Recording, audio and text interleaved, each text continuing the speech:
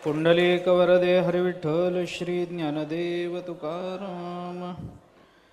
तेव्हा सुखाचा मग तया, पूर आला जो धनंजया, तेथ वाढ तरी बुडोनिया ठेला देव। ज्ञानेश्वर महाराज आलिंगनाचा परिणाम सांगतात। भगवंताने अर्जुनाला आलिंगन दिल्यानंतर तिथं सुखाचा पूर आला असं ज्ञानोबारायांनी म्हटलंय। सुखाचा पूर आला म्हणजे काय या संबंधातला विचार आपल्याला करायचा आहे।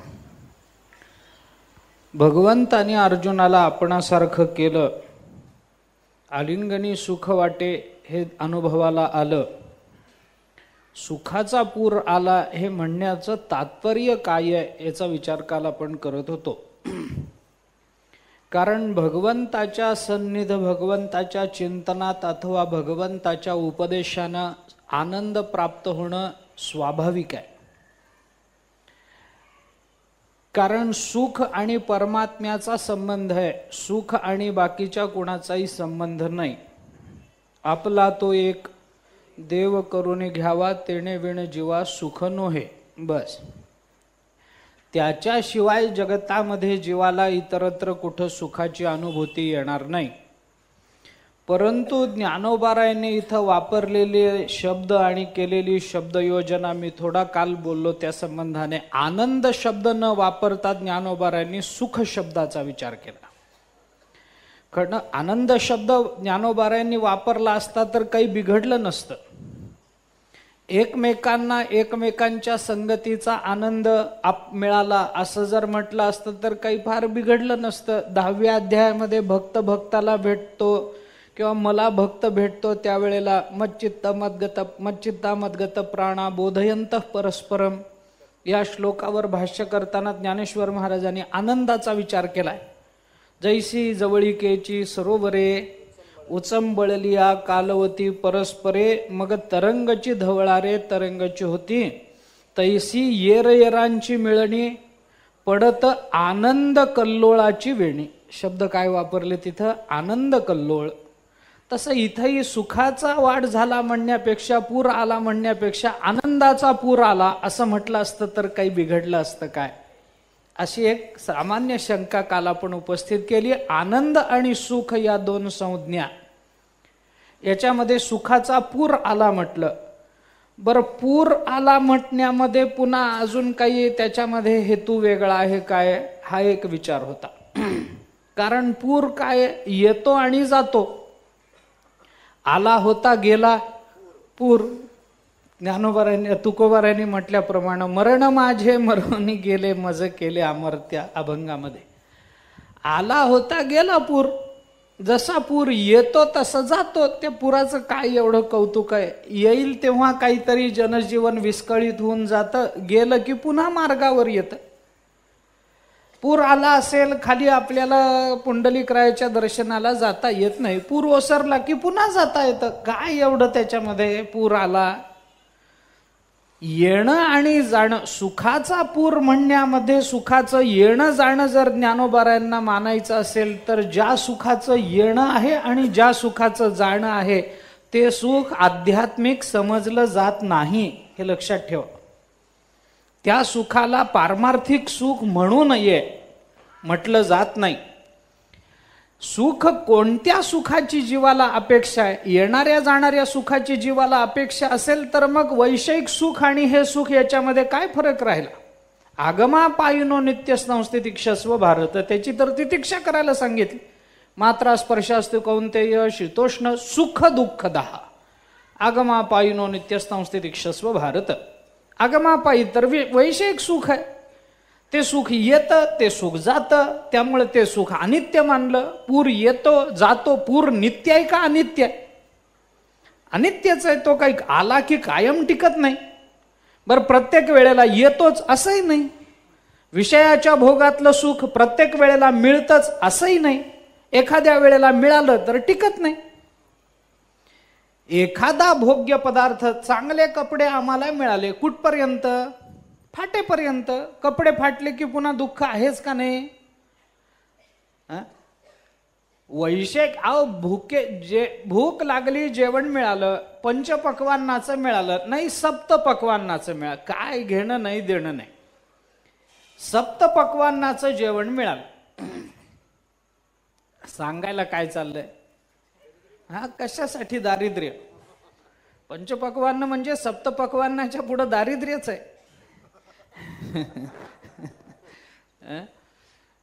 चांदीच्या ताटात नाही, सोन्याच्या ताटात.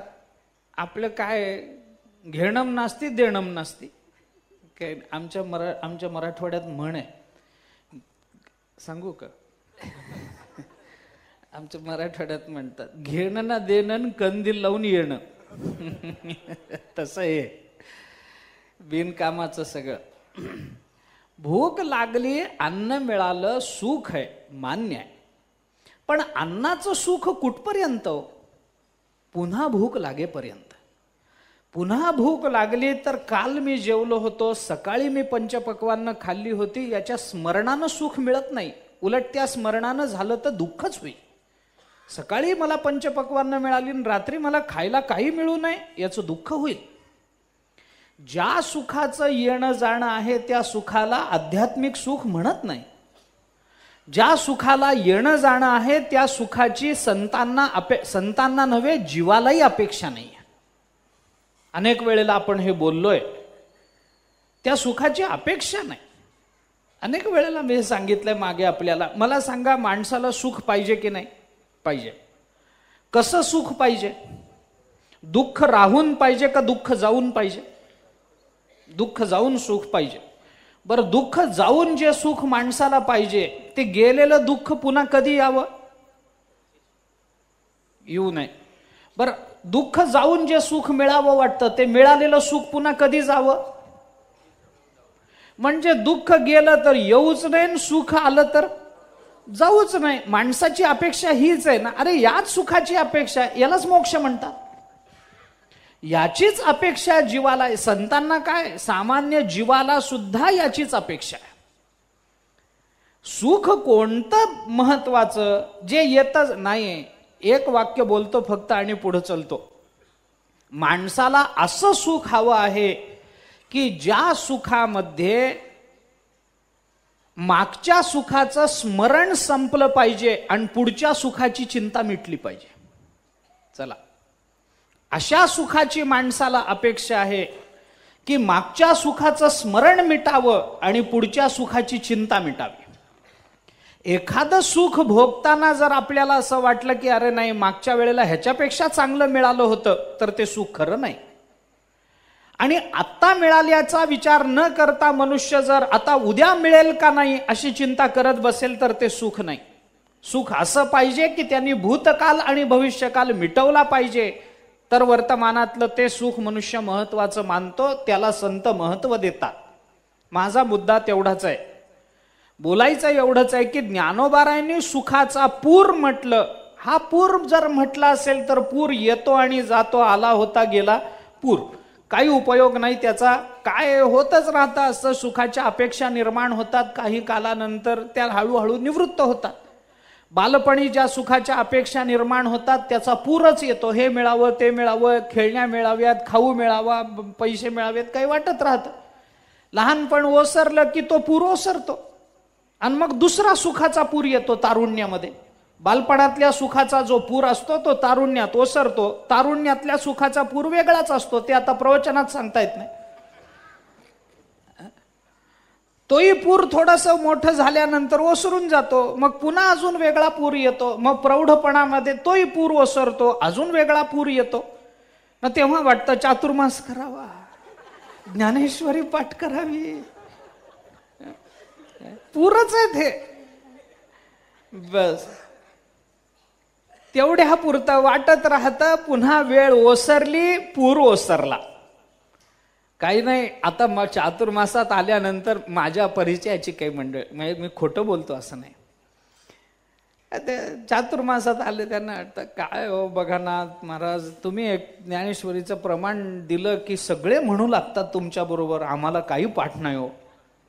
म्हटलं हो नवीन नवीन आहात तुम्ही, आत्ता तरी कुठं संसारातून निवृत्तीचा विचार आलाय मनामध्ये, आत्ता कुठं आला, ठीक आहे, हळूहळू ऐकून ऐकून वाचून वाचून पाठ होते. आता हे काही पाठांतराचं वय नव्हे. 60-70 वर्षानंतर पाठांतर होत नाही महाराज. बुद्धी थकलेली असते, स्मरणशक्ती तेवढी चांगली राहिलेली नसते, ते शब्द आठवत नाही, त्याच्याऐवजी दुसरंच काहीतरी आठवत राहतं. ते नको, मग नाही हो, काही पाठ केलं नाही, काही नाही. आता तुम्ही बघा 8 महिने वायाच घालवणार नाही. चातुर्मास संपला घरी गेलो ना, बस बस आता इतकी ज्ञानेश्वरी वाचीन बघा तुम्ही पुढच्या चातुर्मासात. एकतर पुढच्या चातुर्मासाला येत तर नाही, आणि आला तर पाठ तर झालेलंच नसतं, अशी अवस्था आहे. म्हणजे हे पूर येतात आणि जातात. हे पाठ करावं, ते करावं, आपणही असं करावं, आपणही तसं करावं. वासना वाईट आहे, इच्छा वाईट आहे असं मी म्हणत नाही, परंतु या शुभ जरी असल्या तरी वासनाच आहेत. मैत्री, करुणा, मुदिता, उपेक्षा काय शुभ असल्या तरी वासनाच आहेत. काही झालं तरी ते बंधन टाकतातच, बंधनात घालतातच. त्यानंतर पुन्हा प्रौढावस्था निघून गेली, तो पूर ओसरला की पुन्हा म्हातारपणाचा पूर वेगळाच असतो. तिथं औषधाचा आणि गोळ्याचाच पूर मोठा. मग हे झालं, ते दुखतं, आता असंच होतं, आता ते औषध, आता ते डॉक्टर, ते वैद्य, मग तेव्हा चातुर्मासही आठवत नाही, वाचलेली ज्ञानेश्वरी स्मरणात राहत नाही, झालं. आणि मग शेवटी गेला की मग जनसमुदायाचा पूर पोचवायला तो पूर अजून वेगळा असतो, तो सोडायलाच येतो, खांदा द्यायला, तो पूर वेगळाच. अरे पूर लोटला माणसाचा. बर, हे पूर याला महत्व नाही. ज्ञानोबाराय सुखाचा पूर म्हणतात, त्याची चिकित्सा मला कराय. हा शब्द का वापरावा ज्ञानोबाराय? पूर येतो न जातो ज्ञानोबारायांना माहिती आहे, मग का सुखाचा पूर म्हणावं? सुखाचा पूर म्हटलं तर मग मला मुद्दा एवढाच मांडायचा आहे की भगवंतानी अर्जुनाला ये हृदयीचे ते हृदय घालून जे सुख दिलं त्याला जर पूर म्हणायचं असेल तर वैषयिक सुख आणि भगवंतानी दिलेलं सुख यांच्यामधलं वैलक्षण्य कुठं दाखवणारा? कारण आगमापायी तो दोन्ही ठिकाणी समानत्वानं राहील, दोन्ही ठिकाणी दुःख समानत्वानं राहील. कारण सुखाचा विरोधी दुःख शब्द आहे, सापेक्षत्वानं तो शब्द येणारच तुम्ही सुख शब्द वापरलात की. कारण जगाचा हा स्वभाव आहे, जगतामध्ये हे होतं, जगतामध्ये पुन्हा पुन्हा सुख येतं आणि जातं, ते काही कायमस्वरूपी सुख राहतच असं नाही, आणि दुःखही कायमस्वरूपी राहतं असं नाही, पुन्हा ते येणारच आहे. त्याचे पुन्हा दुःख सुखदुःखात्मक अनुभव भोगावे लागणारच आहेत ते. बर, महाभारताने म्हटल्याप्रमाणे सुखस्य अनंतरम दुःखम, दुःखस्य अनंतरम सुखम. बर, सुखानंतर दुःख येतं आणि दुःखानंतर पुन्हा सुख येतं. हा जगाचा स्वभाव झाला, ही आपली एक जीवनशैली झाली माणसाची सध्याच्या काळामध्ये. बरं, हे जे वैषयिक सुख आहे किंवा दुःख आहे जे काही आहे ते विषयापासून प्राप्त होणारं असल्यामुळं त्याला आगमापायी कारण आहे. त्याचा खोलात जर जायचं झालं तर थोडा विचार करतो मी त्याचा, फार अंतरंगातही न जाता थोडा विचार करतो त्या संबंधाने. भगवंताने अर्जुनाच्या हृदयामध्ये काही बोध दिला आणि त्या बोधानं अर्जुनाच्या ठिकाणी सुखाचा पूर आला, असं ज्ञानोबारायांचं एकूण म्हणणं आहे. माझा मुद्दा, माझी शंका एवढीच आहे की जर त्याला सुखाचा पूर म्हणायचा असेल तर ते सुद्धा क्षयातिशय दोषानं युक्त झालं पूर म्हटलं की, आणि विषय सुख सुद्धा क्षयातिशय दोषाने युक्त आहे. आणि नुसतं क्षयातिशयच मानता येत नाही त्या सुखामध्ये. वैषयिक सुखाचा विचार करायचा झाला तर त्या सुखाला क्षय आहे का नाही? क्षय म्हणजे काय? म्हणजे मृगजळवत असं ते सुख आहे का नाही सांगा. विषयाचं सुख कसं आहे? ज्ञानोबारायांना तुम्ही विचारा, विषयाचं सुख चांगलं आहे का म्हणून. विषय तरी कैसे रोहिणीचे जळ जैसे, स्वप्नेच्या आभासे भद्र जाती मृग जळवत. जाईल रया, ते टिकणार नाही. हे सुख किती जरी झालं तरी विषयाचे समसुख बेगडाची बाहुली, आभ्राची सावली जाईल रया, ते जाणारच आहे, ते टिकणार नाही. आभ्राची सावली जशी जाते त्याच्यामध्ये काही फार आनंद सुख मिळत नाही, क्षणभर सुख मिळाल्याचा भास होतो आणि मग नंतर पुन्हा दुःख भोगावं लागतं. त्याला अनेक प्रमाण. मृग जळवत आहे त्या ह्याच्यात आहे, अहोनुचित्रा मायेयम तथा विश्वविमोहिनी असत्य वापी सद्रूपा मरुभूमीषु वारिवत मृग जळवत मरुभूमीषु वारिवत योग वासिष्ठामध्ये. ही माया मोठी विचित्र आहे, विश्वविमोहिनी आहे. असत्य अपि सद्रूपा, असत्य असली तरी सद्रूपानं आपल्याला ती अनुभवाला येते. कशा पद्धतीनं? मरुभूमीषु वारिवत, मृगजळाप्रमाणे उखरत्या जमिनीवर ते जसं मृगजळ दिसतं त्या पद्धतीनं ही माया आहे वगैरे याचं वर्णन केलंय. तृष्णेच्या संबंधानं मायेच्या संबंधानं मोठं प्रकरण आहे ते. अशा पद्धतीनं ते क्षय आहे त्या सुखाला. ते सुख नित्य नाही, शाश्वत नाही. आणि तसंच त्या सुखामध्ये अतिशय हा दोष आहे. क्षयातिशय म्हणजे काय?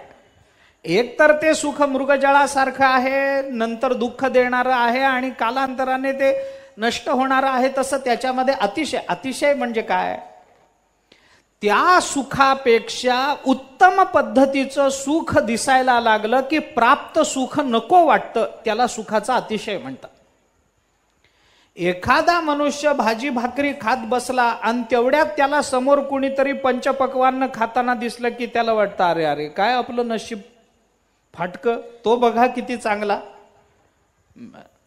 पंचपक्वान्नाचं सुख जो भोगतो आहे त्याला अजून काही पुढचं काही दिसलं तर त्याला वाटतं बघा मी काय पुष्कळ सांगतायत. सायकलवरून जाणारा मनुष्य, चालणारा मनुष्य सायकलवरून जाणाऱ्या माणसाकडे बघून म्हणतो वा बघा आमच्या नशिबाला चालणंच आहे. सायकलवरून जाणारा कारमधून जाणाऱ्या माणसाकडे बघतो, बघा हो किती आरामात चाललाय, आमचे ते पाय मारून थकले, आमच्या नशिबाला हेच आहे.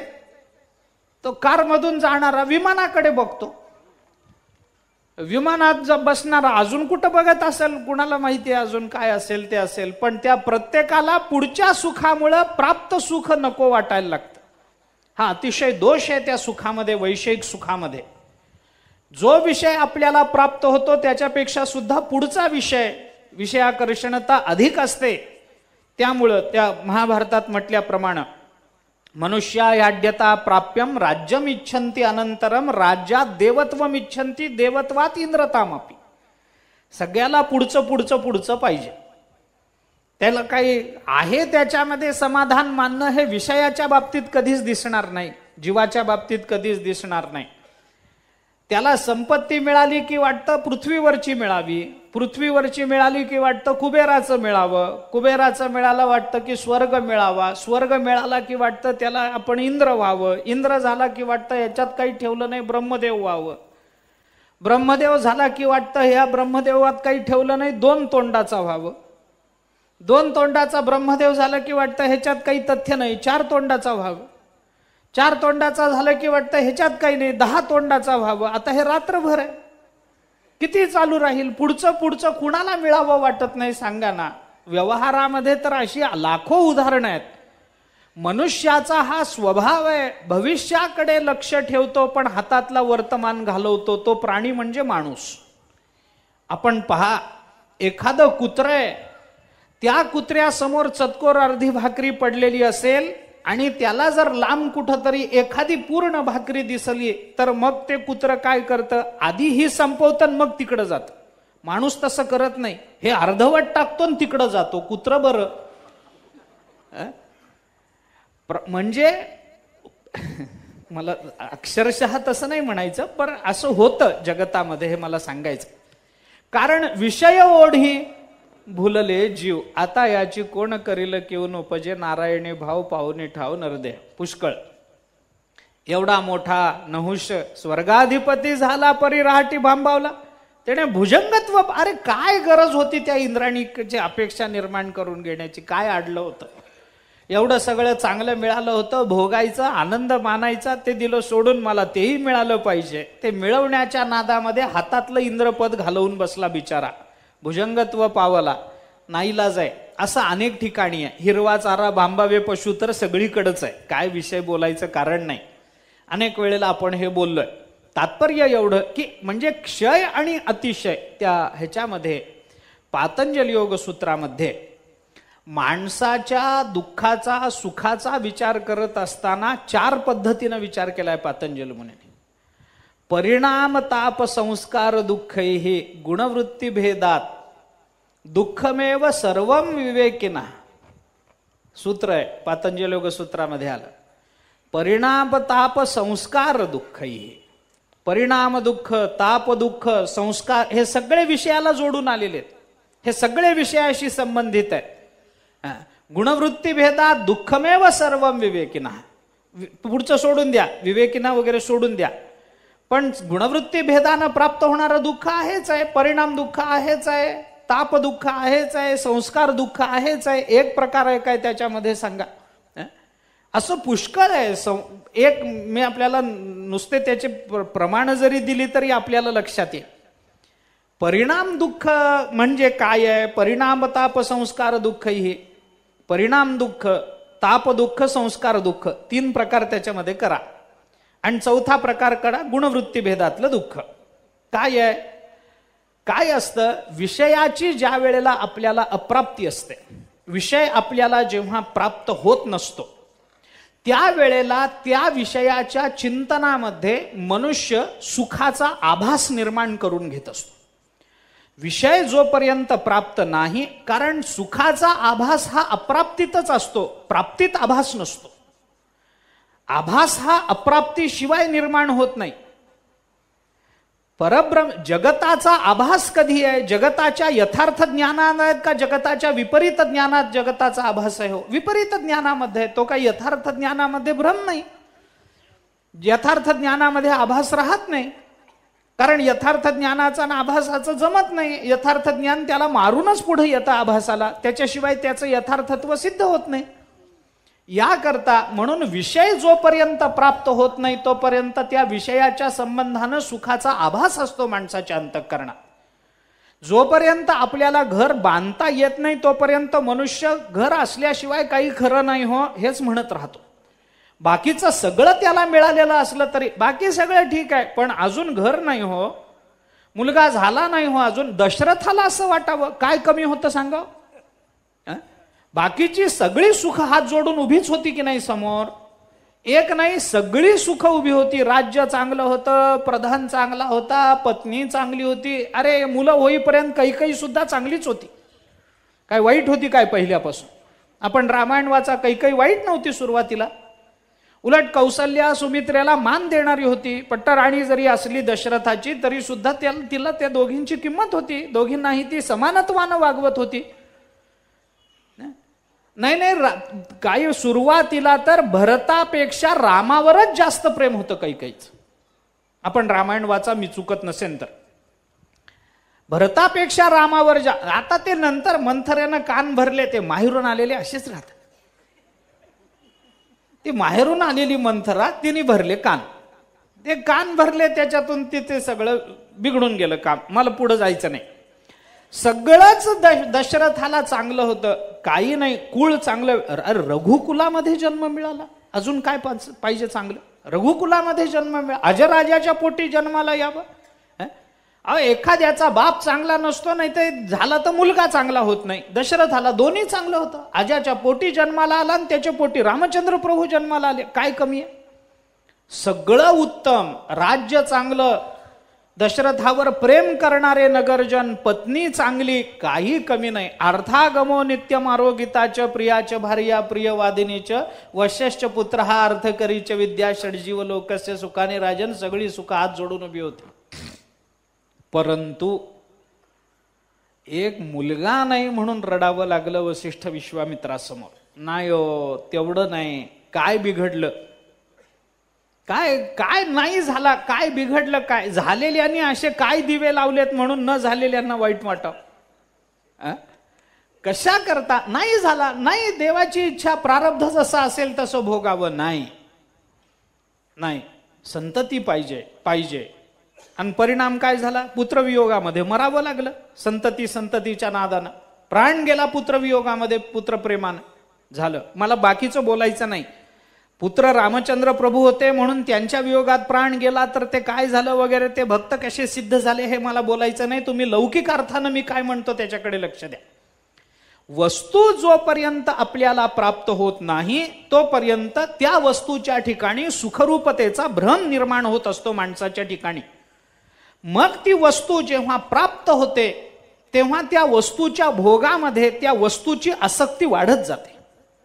आधी सुखरूपतेचा भ्रम निर्माण होतो अप्राप्तीमध्ये, प्राप्तीमध्ये त्या वस्तूच्या भोगाची आसक्ती वाढत जाते. अजून मिळावं, अजून मिळावं, आता हे संपलं तर पुढं कसं, आता हे झालं तर कसं, मुलगा झाला पण घर सोडून गेला तर कसं, मुलगा झाला पण मोठा झाल्यावर आपल्यालाच घरातून बाहेर काढलं तर कसं, पुन्हा त्याची आसक्ती वाढतच राहते. म्हणजे अप्राप्तीत आभास, प्राप्तीमध्ये आसक्ती, हे दोन्ही वाढत जातं. आणि शेवटी त्याचा परिणाम काय होतो तर पदरात पडतं ते सुख का दुःख, दुःखच पदरात पडतं. कारण का, कारण कधी ना कधीतरी मुलगा तरी याला सोडून जातो, नाहीतर याला तरी मुलाला सोडून जावं लागतं. संपत्ती तरी याला सोडून जाते, नाहीतर खूप असली तरी संपत्तीला सोडून तरी याला शेवटी जावं लागतं. शेवटी म्हणजे लक्षात आलं ना, शेवटी का होईना पण याला सगळी संपत्ती जिथल्या तिथं टाकून निघून जावं लागतं. काय बघ सांगा, ते कवडी गेली नाही. काय करता तुका म्हणे, ज्याची संपदा एवढी सांगा ते कवडी गेली नाही. काय संपत्ती तरी याला सोडून जाईल, नाही तर हा तरी संपत्तीला सोडून जाईल. पत्नी तरी याला सोडून जाईल, नाही तर हा तरी पत्नीला सोडून जाईल. कोणत्याही चेतन जड कोणत्याही पदार्थाच्या विषयाच्या बाबतीमध्ये हेच आहे. अंततोगत्वा पदरात पडतं ते काय आहे, दुःखच आहे. म्हणून याला म्हणतात परिणामी दुःख. विषयाच्या प्राप्तीतही जरी सुखाचा आभास निर्माण होत असला तरी त्याचा परिणाम दुःखाचाच आहे. विषय भोगिता किंवा सेविता कोण तृप्त झाला, इंधनाने मला अग्नी कोठे, बस माना न माना क्षेपक प्रमाण. परंतु हा नाही, आपल्याला भाव कळाला झाला. ज्ञानोबरायांना विचार, चला ज्ञानोबरा आहेत ना आपल्याला प्रमाण. भोगी काम वाढे, इंधन अग्निसी हकाकी चढे, आहेच आहे. तुम्ही ययाती राजाला विचारा, तो तेच बोलतो. सगळे तेच बोलतात, मला सगळ्यांची प्रमाण देऊन वेळ घालवायचा नाही. ज्ञानोबराय बोलतात की विषय जरी प्राप्त झाला तरी त्याचा परिणाम विषयाचे जे सुख ते साध्यंतची जाण दुःख परी काय की जे मूर्ख न सेविता न सरे. ज्ञानोबराय बोलतात. थोडे पाठभेद आहे ते ओवीच्या संबंधामध्ये असो. आता हे विषयाच्या सुखामध्ये अंततोगत्वा दुःख पदरात पडतं, पण ज्ञानोबराय म्हणतात मूर्खाला कळत नाही, त्याला मी काय करू. सुरुवातीला ते गोड वाटतं, पण शेवटी मात्र आपल्याला त्याचं विषाचे कांदे वाटूनी जो रस घेई जे पिळूनी तया नाम अमृत ठेवून अमर होई जे. काय करता त्याला घेऊन विषाचा कंद काढायचा. कांदा म्हणजे कंद, कांदा नव्हे, कंद. विषयाचे कांदे वाटूनी म्हणजे कंद वाटायचा. विषयाचा कंद घ्यायचा, तो कुटायचा, त्याचा रस काढायचा. आहे ते विष, परंतु त्याला नाव ठेवायचं अमृत आणि प्यायचं. माणूस अमरत्वाला प्राप्त होईल की नाही. ताबडतोब त्याच्या नावामागे वैकुंठवासी. अमरत्व प्राप्तच आहे त्याला लगेच, नाही चालणार असं. जरी कारण का, शेवटी विषच आहे नाव. जरी त्याला आपण अमृत नाव ठेवलं, आता अमृत नावाचा माणूस अमर होतो काय. आनंद ज्याचं नाव असतं त्याच्या घरात आनंद. आता हे सांगून मी वेळ घेत नाही, कुणाचं असेल तर विनाकारण वाईट वाटतं. ज्ञानोबराय बोलतात पै नामे विषमहू रे परी मारोनी अंती खरे. आधी जे गोडी रे अंती कडू, ते शेवटी कडूच आहे. अंती परिणामतः ते आम्हाला दुःख देणार आहे. कसंही जर येत जीवेचा हातू फाटे परी जेविता वाटे गोमटे परी परिणामी शेवटे अवश्य मरण. ज्ञानोबरायांची बोल. अरे जेवताना जिव्हेचा हात फाटेपर्यंत जेवतो. खाऊन खाऊन जीभ फाटून जाते. जेवता जेवता जेवण इतकं गोड वाटतं, पण इतका जेवतो की परिणामी शेवटे अवश्य मरण. ज्ञानोबरायाने कित्येक उदाहरणं अशी दिली आहेत विषयाच्या बाबतीत लोलिंगत झालेल्यांची. अरे तो पतंगादिपी आलिंगन तेथ त्यासी अचूक मरण. तिथंही मरणच आहे. त्या तेजावर आकृष्ट होऊन तो त्याच्यावर झडप घालतो, पण शेवटी मरण. याला म्हणतात परिणामी दुःख. एक पुष्कळ. दुसरं ताप दुःख आहे. परिणाम ताप संस्कार दुःख हे दुसरं ताप दुःख आहे. विषयाच्या भोगामध्ये ताप दुःख होतं म्हणजे काय? एखाद्या माणसाला एखाद्या विषयाचा भोग मिळाला, उदाहरणाने आपण बोलू, एखाद्या विषयाचा भोग मिळाला, पण जेव्हा तो विषय भोगत असतो, तो जो मनुष्य आहे, तो जीव आहे, तो भोगत असतो, त्यावेळेला त्या विषयाच्या विरुद्ध असणारे जे विषय असतात, विरुद्ध परिणाम करणारे जे विषय असतात, त्या विषयाबद्दल याच्या अंतःकरणामध्ये द्वेष बुद्धी असते. एखादा विषय त्याला चांगला मिळाला, भोगू लागला, चांगल्या घरामध्ये राहायला लागला की तो सुखानं राहत नाही. असा आहे माणसाचा स्वभाव, मोठा विचित्र आहे. त्याला जो आनंद मिळतो किंवा जे सुख मिळतं ते सुख भोगताना तो बरोबर विरुद्ध विचार करतो. बंगल्यात राहणारे माणसाने आम्हाला आनंद आहे असं म्हणावं का आमचं पूर्वी फार झोपडीत गेलो हो सगळं, कशासाठी ते स्मरण करायचं सांगा. काही नाही, सगळं झोपडीत गेलं आमचं आयुष्य, आता मिळालंय हे, आता काय उपयोग आहे याचा, मग निघ इथून बाहेर, इथूनही बाहेर निघ बाबा. म्हणजे चांगलं जेवण मिळालेली माणसं पानावर बसल्यावर आनंदानं त्या जेवणाचा आस्वाद घेत नाही. आज हे आम्हाला पंचपक्वान्न एवढं दिसतंय महाराज, एकेकाळी हातावर भाकरी घेऊन खाली ना आत्ता मिळालंय, मग नको खाऊ बाबा, चल उठ पंक्तीतून. उठेल काय? पण विषयाचा भोग चालू असताना तद्विरुद्ध जे विषय असतात त्या विषयाच्या द्वेष भावनेने त्याच्या अंतःकरणामध्ये जे दुःख निर्माण होतं त्याला म्हणतात ताप दुःख. हे ताप दुःख आहे.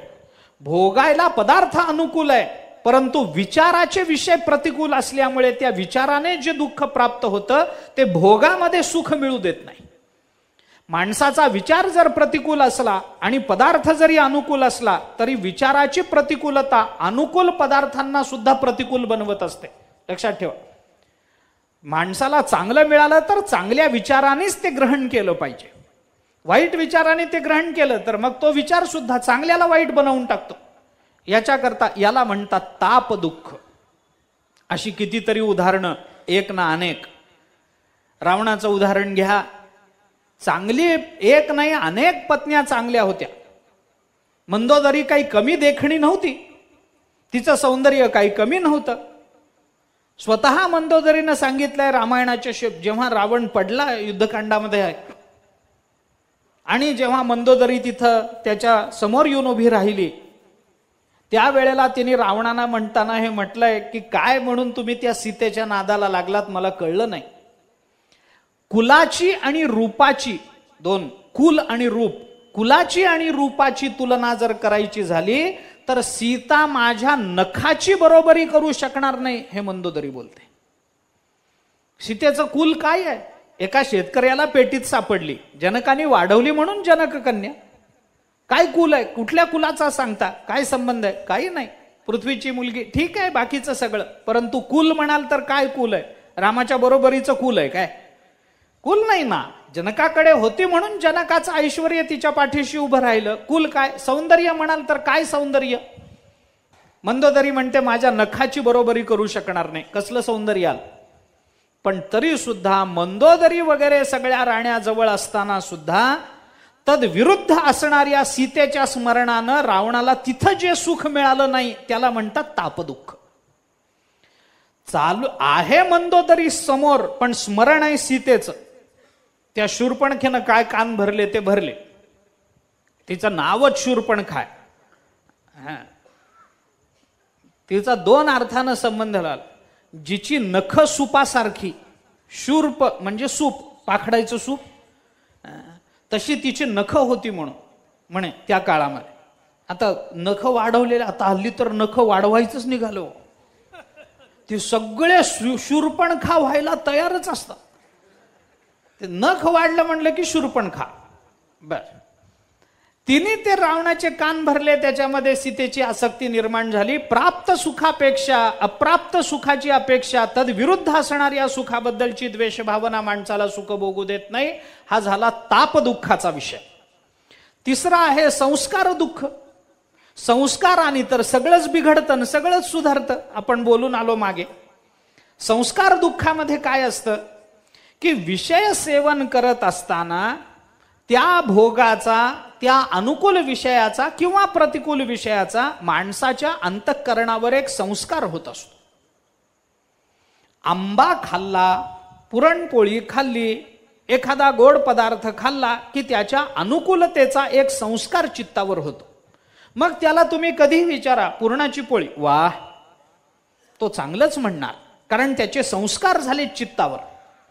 आणि मग एकदा ते संस्कार चित्तावर झाले, असे संस्कार एकदा होत नाहीत. मनुष्य अनेक पदार्थ खातो, अनेक विषयाचा वेगवेगळ्या अर्थानं भोग घेतो. त्या सर्व भोग्य पदार्थांचे त्याच्या चित्तावर अनुकूल प्रतिकूल संस्कार होतात.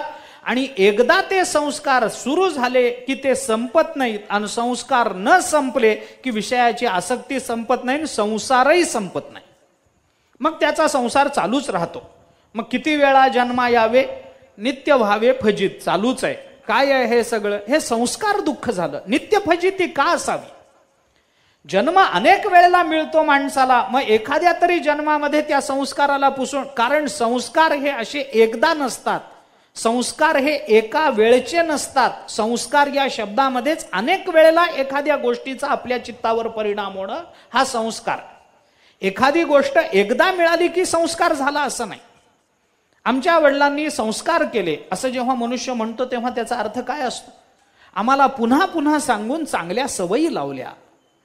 आमच्या वडिलांनी संस्कारच केले नाहीत. आता ते संस्कार हे केवळ सांगून येत नसतात, ते जन्मोजन्मी रक्तातून येतात, ते विचारातून येतात, ते परंपरेतून येतात. ते असे नुसते संस्कार एखाद्यावर केले म्हणजे होत नाही. एखाद्या दगडाला समोर ठेवून त्याच्यावर जर आपण नुसता रोज अभिषेक करून हा महादेव आहे महादेव आहे म्हटलं तर दगड महादेव होत नाही त्या संस्काराने. त्याच्यासाठी पुन्हा पुन्हा विचार केला पाहिजे. ते रक्तातूनच आलं पाहिजे, ते विचारातूनच आलं पाहिजे, ते परंपरेतूनच आलं पाहिजे, तर त्याला संस्कार म्हणतात. एक माणूस होता, संस्काराकरता गंमत सांगतो. संस्कार कसे येतात रक्तातून. एक माणूस होता, चांगला श्रीमंत, गले लठ्ठ. एके दिवशी आपल्या घराच्या सज्जामध्ये बाहेर काही पुस्तक वाचत आराम खुर्चीत बसला होता. एक मुलगा खालून चालला होता 7-8 वर्षाचा. त्याचं लक्ष सहज त्या माणसाकडे गेलं. चांगल्या खुर्चीमध्ये मावत नव्हता, गले लठ्ठ, लठ्ठच्या लठ्ठ, आडवा उभा वाढलेला, ते बसून एका बाजूला काहीतरी खात होता, हातामध्ये पुस्तक धरून वाचत होता. एक नोकर शेजारी पंख्यानं वारा घालत होता. त्या मुलाने त्या माणसाकडे बघितलं आणि त्याचा लठ्ठपणा बघून त्या मुलाला एकदम हसू आलं आणि तो मुलगा मोठ्याने हसला. त्या हसताना त्या माणसाने त्या वरून बघितलं आणि त्या माणसाला असं वाटलं की आपलं ऐश्वर्य, आपला हा बंगला, काय महाल, आपल्या हातोपाती नोकर, आपलं खाणं, हे बघून त्या पोराला गंमत वाटली. म्हणून मुलगा हसला. त्याच्याकडून जरा काय आहे ते काढून घ्यावं म्हणून नोकर पाठवलं आणि त्या पोराला बोलवून घेतलं. मुलगा आला. तर म्हणाल, मगाशी तू माझ्याकडे बघून हसलास? तो म्हणाला, हो, तुमच्याकडे बघून. कसं काय हसलास? तर म्हटलं, काही नाही, तुमच्याकडे बघितलं आणि मला हसू आलं. पण हसायचं कारण काय? त्या माणसाला वाटलं, श्रीमंत माणसाला, पोरगं म्हणाल तुमचं ऐश्वर्य किती आहे, तुमचं शरीर कसं आहे, तुमच्या हातोपाती नोकर कसे आहेत, म्हणून मला हसू आलं. पोरगं हुशारच. पोरानं सांगितलं, काही नाही, मला हसू एवढ्या करता आलं की तुम्ही आत्ता इथं या माडीमध्ये बसला आहात, तुम्ही खुर्चीत मावत नाही, अजूनही तुमचं खाणं चालूच आहे. तर माझ्या मनामध्ये विचार आला, तुम्ही वरच्या मजल्यावर बसलाय, मी खालून बघतोय, आणि बघितल्यावर माझ्या मनात विचार आला, उद्या जर तुम्ही मेलात तर तुम्हाला वरून खाली आणताना आणणाऱ्याचे किती हाल होतील हे बघून उगीच मला त्याची कल्पना करून हसू आलं. आता हे कोणत्या माणसाला ऐकवेल? त्याने सांगितलं, तुला काही तोंडाला हाड नाही, गाढव कुठला, कुणाशी कसं बोला, अरे मी या नगराचा शेठजी, मला तू असं बोलतोस, लाज वाटत नाही तुला? याला बांधून ठेवा रे, तुझ्या बापाने काही शिकवलं नाही? तो म्हणाल, बापाने कसं शिकवलं नाही? बापाने चांगले संस्कार. अरे बाप याला बोलून आणला, याच्या बापाला बोलून आणा म्हणलं की सेवकाने त्याला बांधलं. बापाने बघितलं, आपलं पोरग एवढ्या मोठ्या माणसाच्या घरी बैठकीत बांधून ठेवलंय, तो रागावलाय माणूस. तो गेला, पहिल्यांदा त्यांनी त्या श्रीमंत माणसाला नमस्कार, आमचं चुकलं. पण काय झालं? म्हणे तुम्ही माझ्या पोराला का बांधून ठेवलं? म्हणे तर असं झालं. त्यांनी ते सगळी कथा सांगितली. मी त्याला विचारलं माझ्याकडे बघून का हसलास? तर मला म्हणतो तुम्ही मेल्यावर खाली कसं आणताल म्हणून मला हसवा. हे असे मुलांनी बोलावं? कुणाशी बोलतोय आपण? मोठ्याशी कसं बोलावं? काय नाही, काही संस्कार नाहीत त्याला. बापाने सांगितलं मूर्ख आहे, त्याला कळत नाही, अक्कल नाही त्याला, लहान आहे, मूर्ख कुठला. बाप गेला जवळ एक थोबाडीत मारली त्याच्या. कुणाबरोबर कसं बोलावं कळत नाही. गावातला एवढा मोठा माणूस आहे, एवढं काय मध्ये खाली आणायचं? अरे वरून मजल्यावरून भिंत पाडून टाकतील, वरून खाली सोडतील, एवढं काय असतं त्याच्यामध्ये? कसं आणताल म्हणून वाईट वाटायचं असतं. मूर्ख कुठला? हे बाप. त्याला त्या माणसाला अजून राग आला. तो म्हणला बापालाही बांधून ठेवा. हे दोघेही मूर्ख आहेत, यांना कळत नाही, यांना काही संस्कार नाहीत. त्याने बापाला विचारलं काय तुलाही काही वडिलांनी शिकवलं नाही? अरे शिकवलं नसेल काय, वडिलांनी मला खूप चांगले शिकवलं, अजूनही शिकवतात. मी चुकलो तर अजून थोबाडीत देऊन मला सांगतात. म्हणजे तुझे वडील आहेत ना. त्याने सांगितलं याला बांध, याच्या बापाला बोलव. तो 90 वर्षाचा म्हातारा काठी टेकत आला. त्याने आल्याबरोबर शेठजी हो काय झालं अमुक तमुक त्यांनी सांगितलं. असं झालं, तुझा नातू असं म्हणाला, तुझा मुलगा असं म्हणाला. तो म्हातारा जवळ गेला, पोराच्या नातवाच्या दोघांच्याही थोबाडीत ठेवून दिली. लाज वाटत नाही तुम्हाला? पाया पडा त्यांच्या. केवढे मोठे शेठजी आहेत, त्यांच्या मरणाच्या गोष्टी करता तुम्ही. अरे ते आहेत म्हणून आज आपल्याला काहीतरी चांगलं मिळतंय. तुम्ही त्यांच्या मरणाच्या गोष्टी करता. वय काय तुमची? तो केवढा मोठा माणूस, तुम्ही काय? अरे तो आपल्यासारखे हजारोनी नोकर आहेत त्याच्या घरामध्ये. एवढा मोठा माणूस आहे, आज तो या घरामध्ये बसला. असे 10-15 घरं आहेत त्याची वेगवेगळ्या शहरामध्ये. त्याला काय कमी केलं? आणि मेला तर खाली कशाला आणतील? घरच पेटवतील. झालं, कशाला खाली आणायचं वर करायचं? मूर्ख कुठले? एवढे हे संस्कारातून येतं. त्याच त्याच्याही वडील होते, पण माझ्याकडे वेळ नाही.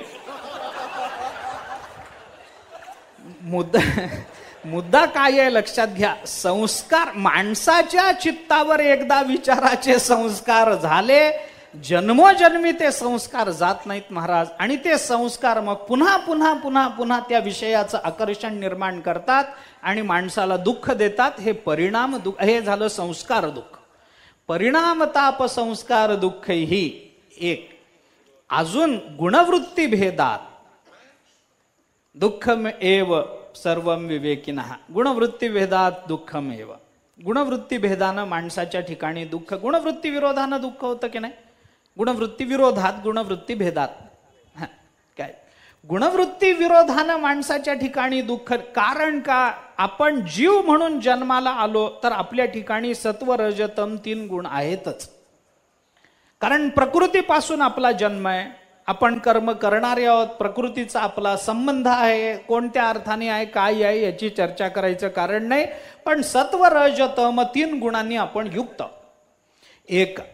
एखादा मनुष्य सात्विक आहे असं म्हटलं म्हणजे त्याच्या ठिकाणी रजोगुण तमोगुण नसतो असं नाही. वारकरी माणूस आहे, सात्विक आहे, याचा अर्थ रजोगुण नाहीच असं होत नाही, तमोगुण नाहीच असं होत नाही. वारकरी माणूस आहे, सात्विक आहे हे म्हणण्यामध्ये त्याच्या सत्वगुणाची प्रबलता आहे आणि रजोगुण तमोगुण त्याचे दुर्बल आहेत हे सांगायचा भाव असतो. रजोगुण तमोगुण नसतो असं कधीच होत नाही. एक गुण आला की 3 गुण असतातच. लक्षात ठेवा. एखादा मनुष्य फार राजसी माणूस आहे म्हणजे काय सत्वगुण संपन्नता नाहीच काय त्याच्या ठिकाणी? थोडा तरी सत्वगुण, अगदी तामसी मनुष्य म्हटलं तरी कुठंतरी सत्वगुण असतोच त्याच्या ठिकाणी. तामसी माणसाला सुद्धा काही गोष्टीचं ज्ञान होतच की नाही? मग ज्ञान कशामुळे होतं? तत्र सत्वम निर्मलत्वात प्रकाशकमनामयम सुखसंगेन बघनाती ज्ञानसंगेन चानक. तामसी माणसाला कशाचं सुख होतच नाही का? विषयभोगाचं का होईना, जर त्याला सुख होत असेल आणि त्या सुखाची जाणीव होत असेल तर त्याच्या ठिकाणी सत्वगुण आहेच की नाही? एखाद्या सत्वगुणी माणसाला एखाद्या वेळेला विषय भोगावा वाटला तर रजोगुण मानाल की नाही त्याच्या ठिकाणी? तो जर नाही भोगायला मिळाला तर त्याला चिडचिड होत असेल, राग येत असेल, किंवा तो जर काही आळस वगैरे निर्माण होत असेल भोगानंतर त्याच्या ठिकाणी, तर मग ते सगळं तामोगुणात्मक मानाल का नाही तुम्ही? 3 गुण त्या बरं, या 3 गुण जरी राहत असले एखाद्याच्या ठिकाणी तरी या 3 गुणांचं एकमेकांबरोबर कधी जमत नाही. सत्वरजतीम गळ्यात गळे घालून आलेत असं होत नाही. कोणीतरी एक प्रबल होणार आणि दुसऱ्या दोघांना दुर्बल ठरवण्याचा प्रयत्न करणार. सत्वगुणाला रजोगुण आणि तमोगुणाला दुर्बल ठरवायचा प्रयत्न सत्वगुण नेहमीच करणार. हे करत असताना प्रसंगी तमोगुणाला पहिल्यांदा दुर्बल ठरवायचं असेल तर रजोगुणाची मदत घेणार आणि तमोगुणाला दुर्बल ठरवणार. तमोगुण दुर्बल ठरला की मग पुन्हा स्वतःच्या सामर्थ्यावर रजोगुणाला दुर्बल ठरवणार. यांच्या युत्या घडतातही बिघडतातही. हे सत्वरजतम हे फार अवघड. आणि या तिघांमध्ये आपापतः विरोध असल्यामुळे या तिघांमध्ये सारखी भांडणं होतात आणि मग कोणीतरी कुणाचा तरी कायम पराभव करत राहतो. रजोगुणाचा पराभव झाला सत्वगुणाला बरं वाटतं, सत्वगुणाचा पराभव झाला तमोगुणाला पराभव वाटतं. एकमेकांना पराभूत करण्याचा प्रयत्न करणारे आणि पराभूत होणारे असे जे गुण आहेत यांच्यापासून जे दुःख प्राप्त होतं त्याला म्हणतात गुणवृत्ती विरोध. हाही माणसाच्या ठिकाणी दुःखाचं एक कारण मानलंय. मी दुःखाकडे का आलो, माझा दुःख हा विषय मला बोलायचाच नाहीये, पण मी या दुःखाकडे का आलो, विषयभोगाकडून सापेक्षत्वानं सुखाचा पूर म्हणण्यामध्ये ज्ञानोबारायांना वैषयिक सुखाचं जर चिंतन करायचं असेल तर विषयाच्या सुखामध्ये सुख आहे असं ज्ञानोबारायच कधी म्हणाले नाही. विषयाचा परिपाडू गोड परमार्थ लागे कडू, कडू विषय तो गोडू जीवासी झाला, हेच त्यांचं म्हणणं आहे. त्यांनी कधी त्या विषयामध्ये सुख आहे असं अनुकूल विधान कधीच केलं नाही. विषम विषय वैषम्यम न विषम विषम मुच्यते जन्मांतरग्ना विषया एक देह अरम विषम, अनेक प्रमाण त्याला जोडून देता येतील आपल्या. जर विषयामध्ये सुख राहिलं असतं तर विषयी विसर पडलाच नसता कधी, निशेष विसर पडला, विनाकारण पडला नाही. ब्रह्मरस ठसवण्याचं काही कारण नाही. विषय भोगामध्ये जर सगळं समाधान राहिलं असतं तर या जगतामध्ये परमार्थ नावाची गोष्ट जन्मालाच आली नसती. सगळेच चार्वाकाच्या मताचे झाले असते तर कशाला व्यास महर्षींचा अवतारण, कशा करता जगद्गुरु शंकराचार्याचा आणि तुकोबारायांचा ज्ञानोबारायांचा अवतार मानायचा. आम्हाला विषयामध्ये सुख आहे असा भ्रम आहे दुर्दैवाने, कारण आम्ही बहुतेक वेळेला व्यावहारिक आणि प्रातिभासिक सत्तेतच जगतो. आम्ही पारमार्थिक सत्तेत कधी गेलोच नाही, कधी त्याचा विचारही केला नाही. लक्षात ठेवा, सुखाची अप्राप्ती पण सुखाचा आभास याला म्हणतात प्रातिभासिक सत्ता. ऐका, सुखाची अप्राप्ती पण सुखाचा आभास याला म्हणतात प्रातिभासिक सत्ता. सुखाची प्राप्ती परंतु सुखाचा आभास, विषयाची प्राप्ती पण सुखाचा आभास याला म्हणतात व्यावहारिक सत्ता. आणि सुख विषयाची प्राप्तीही नाही आणि सुखाचा आभासही नाही, केवळ सुखरूपता म्हणजे पारमार्थिक सत्ता. सुखाच्या अनुषंगानं तीन सत्तांचा विचार करा. विषयाची अप्राप्ती आणि सुखाचा आभास, अधिक गणिताच्या भाषेमध्ये विषयाची अप्राप्ती अधिक सुखाचा आभास बरोबर प्रातिभासिक सत्ता, विषयाची प्राप्ती अधिक सुखाचा आभास बरोबर व्यावहारिक सत्ता. सुखाचा आभासही नाही, विषयाची प्राप्तीही नाही, केवळ सुखरूपता बरोबर पारमार्थिक सत्ता. आम्ही त्या पारमार्थिक सुखाचा विचार करत नाही. माणसाला सुख पाहिजे, मग मिळेल कुठं? तुकोबाराय म्हणतात आपला तो एक देव करून घ्या, देव आपला करा, तिथं तुम्हाला सुख मिळेल. मला थोडं बोलायचं.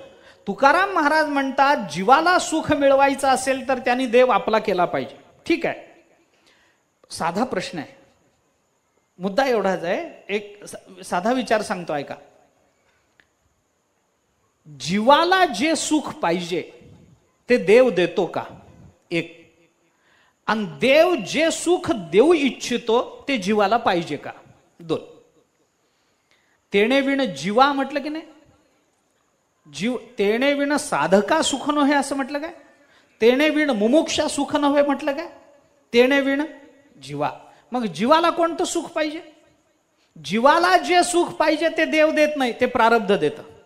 अन्नमान धन याच्या पलीकडे जीवाला पाहिजेच काय? जीव ह्याच्या पलीकडे जाऊन विचार करत नाही. जर तो परमात्म्याचा विचार करेल तर तो जीव राहिला नाही, तो साधक झाला, तो मुमुक्षु झाला. जीवाला जे सुख पाहिजे ते देव देत नाही, आणि देव जे सुख द्यायला तयार आहे ते जीवाला नकोच आहे. उद्या जर देवाने आपल्याला म्हटलं की चला वैकुंठाला न्यायला मी तुम्हाला विमान घेऊन आलोय, चला, कोण कोण आहे? सगळं कोण कोण? अरे प्रल्हादाच्या एक कथा सांगितली जाते, भागवतामध्ये नाही परंतु सांगत असत जुने काही. एक भगवान आले प्रल्हादाला न्यायला. आल्यानंतर प्रल्हादाचं झालं होतं सगळं, 36,000 वर्ष राज्य प्रल्हादानी केलं. आनंदी आनंद झाला सगळा. न्यायला भगवान आले, विमान घेऊन आले. प्रल्हादा तुझ्याकरता विमान घेऊन आलोय, चला. ठीक आहे. प्रल्हाद म्हणाले चला देवा, मला काही अपेक्षा नाही आता अजून जगावं, अजून काही काम करावं, माझं झालंय सगळं, पुढं सगळं करून दिलंय मी, व्यवस्था करून दिली, माझं काही राहिलं नाही, चला मी यायला तयार आहे. पण भगवान म्हणाले आता काय पण काढला. प्रल्हाद म्हणाले मी येतो, पण देवा मी एकटा येणार नाही, माझं सगळं नगर येईल वैकुंठाला, न्यायचं तर माझ्या नगराला घेऊन चला. भगवान म्हणाले असं नगराला कसं नेता येईल? अरे प्रत्येकाचं कर्म वेगळं, प्रत्येकाची भक्ती वेगळी, प्रत्येकाचं ज्ञान वेगळं, आणि म्हणून त्या त्या अधिकारानुसार कुणाला नरक मिळेल, कुणाला स्वर्ग मिळेल, कुणाला ब्रह्मलोक मिळेल, कुणाला वैकुंठ लोक मिळेल. तुला वैकुंठाला न्यायला मी आलो, तुझा तू एकटा तुझी वळकटी भर आणि चल.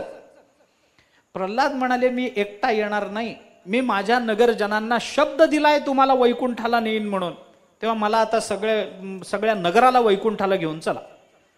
त्याने भगवंताने सांगितलं मी तेवढं मोठं विमानच आणलं नाही, मी 2 सीटर, तून मी, बस दोघांनीच जायचं. प्रल्हाद म्हणाले मी येत नाही देवा, न्यायचं तर नगराला न्या, नाहीतर मी पण येणार नाही. भगवान म्हणाले तुला आलं पाहिजे पण नगराला येता येणार नाही. प्रल्हाद म्हणाले मी येणार नाही. झालं भांडण. आता काय करावं? भगवंताने विचार केला, वैकुंठाला यायचा अधिकार याच्या एकट्याचा, हा तर म्हणतो नगराला घेतल्याशिवाय मी बरोबर येणार नाही, नगराला काही मी नेऊ शकत नाही, तिकडं मला गर्दी करायची नाही. मग आता काय करावं? भगवंतानी युक्ती काढली. चतुरातू शिरोमणी, त्यांनी एक युक्ती काढली. ते म्हणाले ठीक आहे प्रल्हाद, माझं काही म्हणणं नाही, तुला मी तुझ्या शब्दाच्या बाहेर नाही, तू भक्त आहेस, मी जरी देव असलो तरी तुझा सेवकच आहे, तू म्हणशील तसं, माझं काही म्हणणं नाही. नगराला बरोबर घेऊन जायचंय ना, ठीक आहे, आपण सगळ्या नगराला बरोबर घेऊन जाऊ. कोण यायला तयार आहे एकदा विचारून ये. सगळ्या नगराला वैकुंठाला न्यायची माझी तयारी आहे, तू तुझ्या गावातल्या लोकांना, नगरातल्या लोकांना विचारून ये कोण कोण वैकुंठाला यायला तयार आहे. प्रल्हाद म्हणाले त्याच्यात काय असतं देवा, वैकुंठ म्हणल्यावर कोण नाही म्हणेल? अरे विचारून तर ये. प्रल्हाद बाहेर पडले, एका घरी गेले, म्हणे भगवान आलेत विमान घेऊन, वैकुंठाला जायचंय, चला. त्या घरातल्या लोकांनी सांगितलं आलो असतो पण मुलीची 10वी आहे. पुढच्या घरी गेले, तिथं सांगितलं आलो असतो पण काय करावं, आत्ता पाऊस झालाय, अजून पिकं काढली नाहीत, असं झालंय तसं झालंय. तिसऱ्या घरात गेले, तिथं सांगितलं मुलगी बाळणपणाला आली. चौथ्या घरात गेले, तिथं सांगितलं नाही हो, आत्ता तर मुलीचं लग्न झालंय, अजून सगळं दिवाळसण वगैरे राहिलाय, ते केल्याशिवाय कसं यायचं, कर्तव्य अजून पूर्ण झाली नाहीत. त्याच्या पुढच्या घरात गेले, तिथं सांगितलं आलोही असतो आम्ही पण म्हैस व्यायला झाली. आता मी काही सगळ्याकडे बरोबर गेलो नव्हतो, ज्या 2-4 घरी गेलो होतो तिथली उदाहरणं मी सांगितली तुम्हाला, मी काही सगळ्या बरोबर तिथं गेलो नाही. ते आता अशी अनेक, कोणी कोणी यायला तयार नाही. स्वाभाविक आहे महाराज, वैकुंठाला जायला आपल्या नावा मागे वै लागावं असं कुणाला वाटतं? माझ्या नावाच्या मागे वैकुंठवासी लागावं कुणाची अपेक्षा? हात वर करा बरं. जाऊ दे, प्रल्हाद जाऊ दे, आपल्यापैकी कुणाची अपेक्षा? हात वर करा. मी नाही, मी पण करत नाही, मी खूण केली तुम्हाला, असा हात वर करा, मलाही जायचं नाही. काय करावं? वैकुंठ खोपट जुनाट झोपडी, नको वैकुंठा जाऊन काय बा करा, आपल्याकडे प्रमाण आहेत. उगीच बैसावे मौन रूप, नको नामा म्हणे आम्ही पायरीचे चिरे, बस आम्हाला तिथं वैकुंठासी आम्हा नको धाडू हरी, बस आपल्याकडे प्रमाण आहेत. म्हणजे जायचं नाही म्हणून. पंढरपूरला जायचं नसलं की माणसं काय म्हणतात, तुकोबारांनी काय म्हटलंय, पंढरीशी जा रे आल्यानो संसारा, जा. पंढरीशी चला कुठं म्हटलंय, जा, मग तुमचं तुम्ही जा, आम्ही येत नाही. प्रमाणाचा जोर भरपूर. कोणी यायला तयार नाही महाराज प्रल्हादाबरोबर. शेवटी प्रल्हाद आले भगवंताजवळ. भगवंत देवा चला म्हणे, आलं सगळं नगर? नाही, तुम्ही ना आम्ही दोघंच जायचं. अरे सगळ्या नगराला घेतल्याशिवाय जायचं नाही, मी एकटा येणार नाही, हट्टाला पेटला होतास, आता एकटाच यायला तयार झालास, कसं काय? नाही देवा नको, कुणाला नको, आपण दोघंच जाऊ, आपण दोघंच जायच्या योग्यतेच्या आहोत, आपण दोघंच जाऊ. भगवान म्हणाले आता मी नगराला घेतल्याशिवाय जात नाही, नाही तर तुलाही नेत नाही. जायचं तर आता नगरानेच जायचं, नाही तर आपणही जायचं नाही, आता इथंच मुक्काम. काय अडचण काय? प्रल्हाद म्हणाले, देवा तुम्ही म्हणाला तसंच झालं. नगरात कोणी वैकुंठाला यायला तयार नाही हो, कोणी यायला तयार नाही. मग प्रल्हादाने सांगितलं मग काय, कोणी यायला तयार नसेल तर आपलं आपण तर गेलं पाहिजे. भगवान म्हणाले तसं नाही प्रल्हाद, सगळीकडे गेला, सगळ्यांना विचारलं देवा, स्त्रियांना विचारलं, बालकांना विचारलं, पुरुषांना विचारलं, म्हाताऱ्यांना, तरुणांना, सगळ्यांना विचारलं, कोणी यायला तयार नाही. भगवान म्हणाले प्रल्हादा तसं नाही, मी तुला काय म्हटलं होतं की नगरातल्या सगळ्यांना विचार. प्रल्हाद म्हणाले सगळ्यांना, सगळ्यांना म्हणजे प्राण्यांनाही विचार. कोण यायला तयार नाही? प्राण्यांना विचारलंस का? नाही म्हणे देवा, प्राण्यांना विचारलंय. मग माणसं जाऊ दे, प्राणी असले तर प्राणी घेऊन जाऊ आपण. प्रल्हाद म्हणाले ठीक आहे. प्रल्हाद तिथून निघाले, परत बाहेर पडले. पहिलं घर एका डुकराचं लागलं. तिथं गेल्यानंतर तिथं ते बाहेरच बसले होते यजमान. डुक्कर ते बाहेर बसले. प्रल्हादाला बघितल्यावर कसं काय? म्हणे भगवान आलेत विमान घेऊन वैकुंठाला जायला, तुम्ही यायला तयार आहात का? डुक्कर म्हणाले म्हणजे काय, एका पायावर तयार आहे. प्रल्हादाला इतकं आश्चर्य वाटलं, माणूस नाही ते नाही, एक डुक्कर तयार होतं माझ्याबरोबर वैकुंठाला यायचं. काय माझ्या नगराची किमया, माणसासारखा बुद्धिमान मनुष्य तो यायला तयार नाही, पण डुक्कर यायला तयार. तो म्हणाला आनंद आहे, चला मग. डुक्कर म्हणाले येतो, पण मी एकटा येणार नाही, माझं सगळं कुटुंब तुम्हाला. अरे वा, फारच आनंद आहे, सगळ्यांना घे. किती कुटुंब आहे, काय किती लोक आहेत कुटुंबात? डुक्कर म्हणाले काही नाही, मी, माझ्या 4 बायका आणि 38 पोरं, एवढंच माझं कुटुंब आहे, तुम्हाला आम्हाला घेऊन जावं लागेल. प्रल्हाद म्हणाले हरकत नाही, सगळ्यांना घेऊन जायला तयार आहे, माणूस यायला तयार नाही पण हे कुटुंब यायला तयार झालं. फार आनंद झाला प्रल्हादाला. प्रल्हादाने सांगितलं चला बांध करा. डुकराने सांगितलं ठीक आहे, मी सांगतो माझ्या बायकोला, म्हणून त्याने हाक मारलं. अगं डुकरीने, ते डुकराचंच घर. ह्याचा अर्थ सगळ्या नवऱ्यांनी अशीच हाक मारली पाहिजे असं बंधन नाही.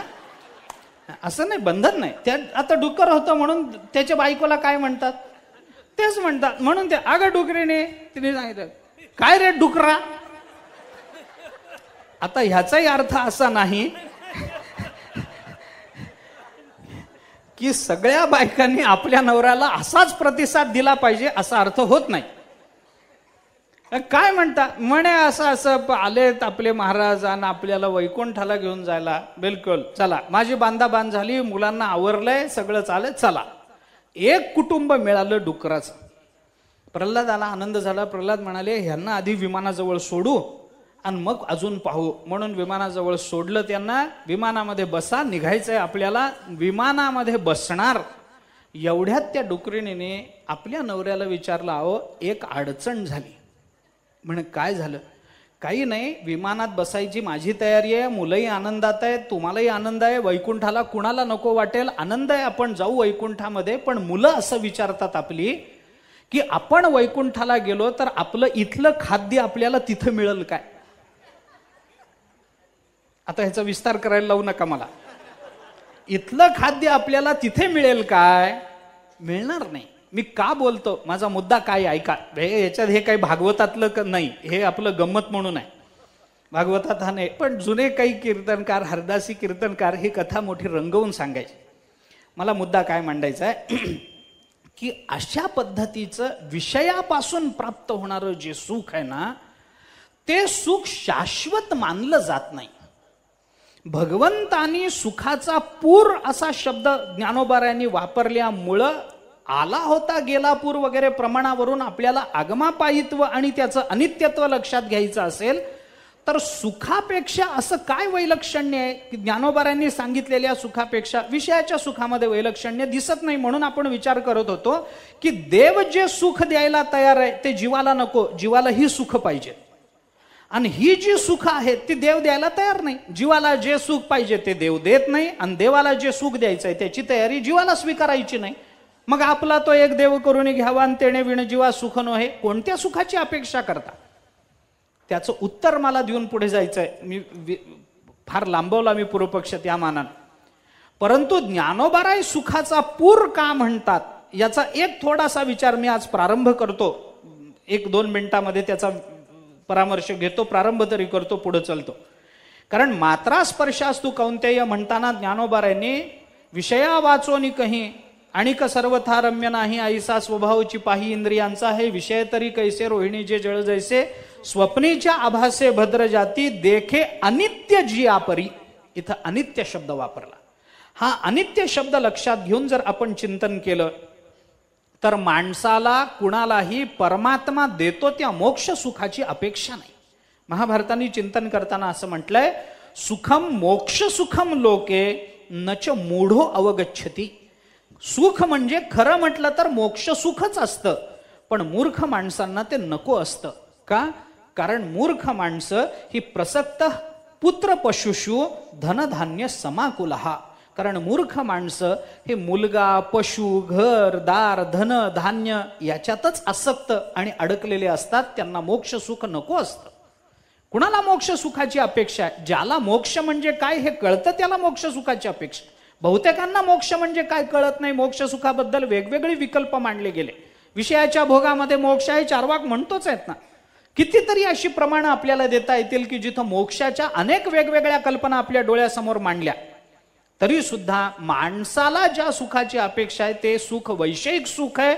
आणि जर भगवंताने सुखाचा पूर अर्जुनाच्या अंतःकरणामध्ये निर्माण केला असेल तर तेही वैषयिक सुख आहे काय, अशी शंका निर्माण होईल. म्हणून मी हा थोडासा विचार आपल्या समोर ठेवतोय. त्याचं उत्तर मी आपल्याला देऊन जातो. ज्ञानोबाराय इथं ज्या सुखाचा विचार करतात तिथं सुखाचा पूर जे म्हणतात, हा सुखाचा पूर हा रूपक अलंकार.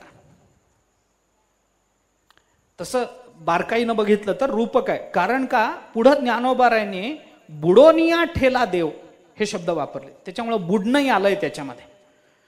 तर म्हणून रूपक म्हणा. तद रूपकम अभेदोय उपमान उपमेयो हे रूपकाचं लक्षण आलं काव्यप्रकाशामध्ये. रूपक अलंकार कशाला म्हणतात? उपमेय आणि उपमान यांचा अभेद जिथं सांगितलेला असतो त्याला म्हणतात रूपक अलंकार. ज्ञानोबारायांनी अनेक अलंकाराची योजना केली. उपमा श्लेष कोंदा कोंदी आहे त्यांच्याच भाषेत बोलायचं झालं तर. काय उपमा श्लेष हे दोनच वापरलेत तिथं, म्हणून हे दोनच आहेत असं नाही. उपमा आणि श्लेष हे तसं जर बघितलं तर हे उपलक्षणीनेच घ्यायचंय. कारण काय आहे, अलंकाराचा विचार करत असताना दोन प्रकार केले. एक शब्दालंकार केला आणि एक अर्थालंकार केला. त्याच्यामध्ये श्लेष, चित्र, यमक, अनुप्रास हे 4 शब्दालंकार सांगितले आणि जवळजवळ 42 प्रकारचे अर्थालंकार सांगितले. त्याच्यात उपमा प्राधान्य नाही. उपमा हे अर्थालंकाराचं प्रतीक आणि श्लेष हे शब्दालंकाराचं प्रतीक. असे शब्द अलंकार आणि अर्थालंकार हे जिथं कोंदा कोंदी करून भरलेले आहेत अशी ज्ञानेश्वरी, हे लक्षात ठेवा. त्याच्यामुळे उपमा हा एकच अलंकार नाही, रूपक अलंकार हे पुष्कळ ठिकाणी केला. इथं पूर आला, रूपक केलं. रूपकाचा विचार करत असताना दोन पद्धतीनं पुन्हा रूपकाचा विचार आला. एक सांग रूपक केलं, एक निरंग रूपक केलं. सांग रूपक हे सावयव रूपक असतं.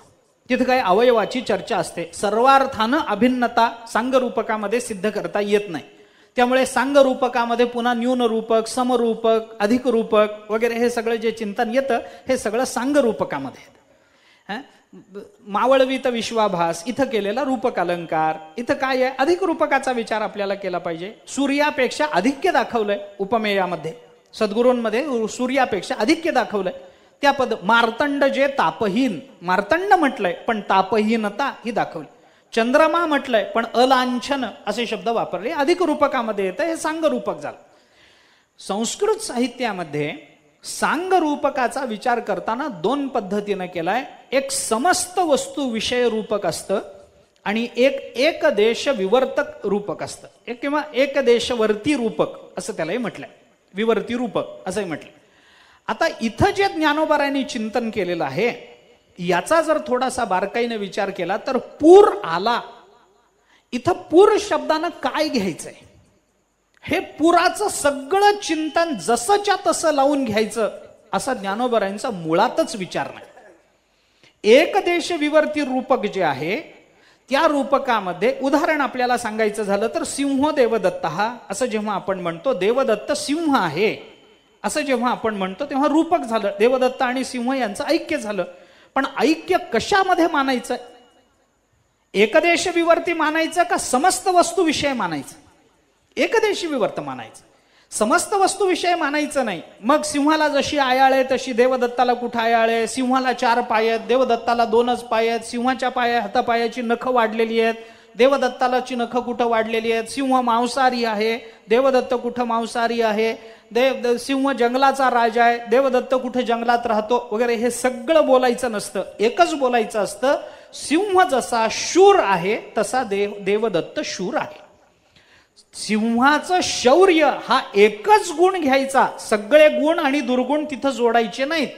त्याच्यामुळं पूर म्हणत असताना पुराणी होणारी प्रतिकूलता निर्माण होणारी सांगायचा हेतूच नाही. पूर म्हणताना फक्त त्याचं प्राबल्य, फक्त त्याची एका आलंबनात्मकता एवढीच आपल्याला विचारात घ्यायची आहे. पूर म्हणजे त्याचा अनावरपणा. पूर म्हटलं की काय, तो सरळ गावात येतो, तटाला जुमानत नाही, तट ओलांडून गावामध्ये येतो. गावामध्ये येत असताना एखाद्या घरात जर पुराचं पाणी शिरलं तर त्या घराच्या भिंती पाडून टाकलं जातं, त्या पुराच्या पाण्याने पडून जातात. तो अनावरपणा पुराचा घ्यायचा. पाण्याचं प्राबल्य एवढंच घ्यायचं, पाण्याचं बाहुल्य एवढंच त्याच्यामध्ये घ्यायचं. एकदेश विवर्तीच हे रूपक मानायचं, हे सर्व वस्तू विषय रूपक मानायचं नाही. आणि या अर्थानं ज्ञानोबराय सुखाचा पूर म्हणतात. तर तो पूर म्हणजे घरात शिरताना पुराचं पाणी जसं भिंती मोडून येतं तसं ज्ञानोबराय म्हणतात सुख आणि अनुभूती या भावाच्या मोडोनी भिंती आतले अर्जुनाकृती सुख चिजेत. असं सुख जिथं प्रकट झालं तिथं सुखाचा पूर आला, हे ज्ञानोबरायांना म्हणायचंय. त्याचं प्राबल्य ज्ञानोबरायांना सांगायचंय, अपरंपारत्व ज्ञानोबरायांना सांगायचंय. मग जया जयाकडे ब्रह्मची दिठी उघडे किंबहुना जोडे अपार सुख, हे अपार सुख ज्ञानोबरायांना सांगायचंय. सोलीव जे सुख असं ज्ञानोबरायांना सांगायचं आहे. ज्या सुखाला कोणत्याही पद्धतीचं आवरण नाही असं निरावरणात्मक सुख ज्ञानोबरायांना सांगायचंय. तसं पुराचं पाणी जसं कुणालाही न जुमानता बाहेरच येतं, प्रकटच होतं, तसं अर्जुनाच्या आतलं सुख हे त्याच्या कोणत्याही विचारांना अथवा इंद्रियाला कुठलीही हे न देता ते त्याच्यातून बाहेर प्रकट झालं, व्यक्त रूपानं प्रकट झालं. याच अर्थानं ज्ञानोबरायांना पूर म्हणायचंय. हा पूर कसा प्रकट झाला हे ज्ञानोबरायांनी आणखीन थोडासा विचार सांगितलाय, तो विचार करायचा उद्याला पाहू.